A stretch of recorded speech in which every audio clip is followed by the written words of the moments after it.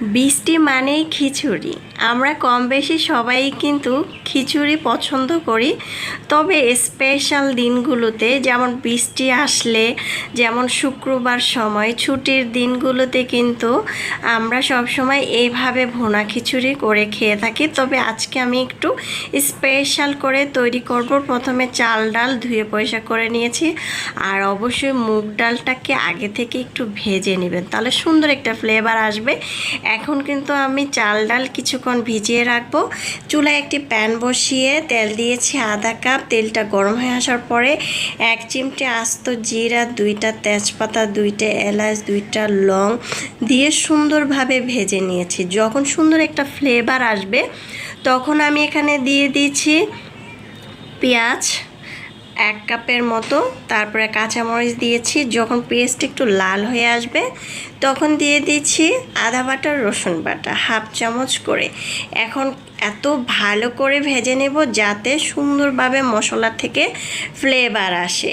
আজকে যেভাবে রান্না করব মনে হবে যে আমি মাংস দিয়ে খিচুড়িটা রান্না করেছি, এত বেশি মজা হয়েছে। এখন দিয়ে দিচ্ছি হলুদ গুঁড়া, মরিচ, ধনিয়া, জিরা।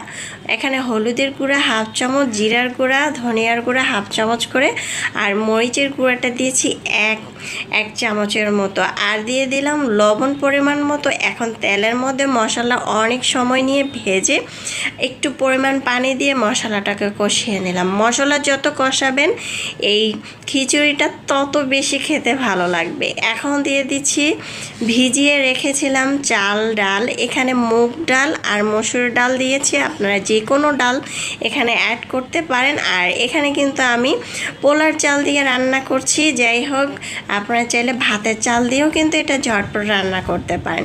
সবজির আইটেমগুলো আপনারা বাড়িয়ে বা কমিয়ে দিতে পারেন। আমি এখানে শুধু আলু আর মিষ্টি কুমড়া দিয়েছি, আপনারা চাইলে অন্যান্য সবজি অ্যাড করতে পারেন। এখন খুব ভালো করে মশলার মধ্যে একদম ভেজে নেব যাতে একদম লেগে যায়।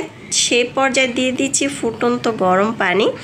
এখানে আমি ফুটন্ত গরম পানি, এখানে আমি 1/2 কেজি চাল দিয়েছি, একটা আলু দিয়েছি, মিষ্টি কুমড়া দিয়েছি 250 গ্রামের থেকেও কম হবে, 1 কাপের মতো কুচি দিয়েছি। এখানে আমি পানি দিয়ে দিলাম প্রায় 3 কাপের মতো। বেশি পরিমাণ পানি দিলে আবার কি হবে, বেশি গলে যাবে খিচুড়িটা। একটু ঝরঝরে হলে কিন্তু খেতে ভালো লাগে। পানিটা দেওয়ার পরে ঢাকনা দিয়ে ঢেকে রেখেছিলাম। ঢাকনাটাকে উঠিয়ে এ পর্যায়ে আপনারা এখানে ঘি অথবা বাটার অ্যাড করতে পারেন, চাইলে টেস্টি সল্ট অ্যাড করতে পারেন, খেতে দারুণ লাগবে, অথবা ম্যাজিক মশলা অ্যাড করতে পারেন। যাই হোক, আবারও কিছুক্ষণ দমে রেখেছিলাম, এত বেশি মজা হয়েছিল। এটা চাইলে যে কোনো ভর্তা, মাংসর ঝোল, তরকারি যে কোনো কিছু দিয়ে কিন্তু এটা পরিবেশন করতে পারেন, অথবা এটা খালিও কিন্তু খেতে ভালো লাগবে ভীষণ।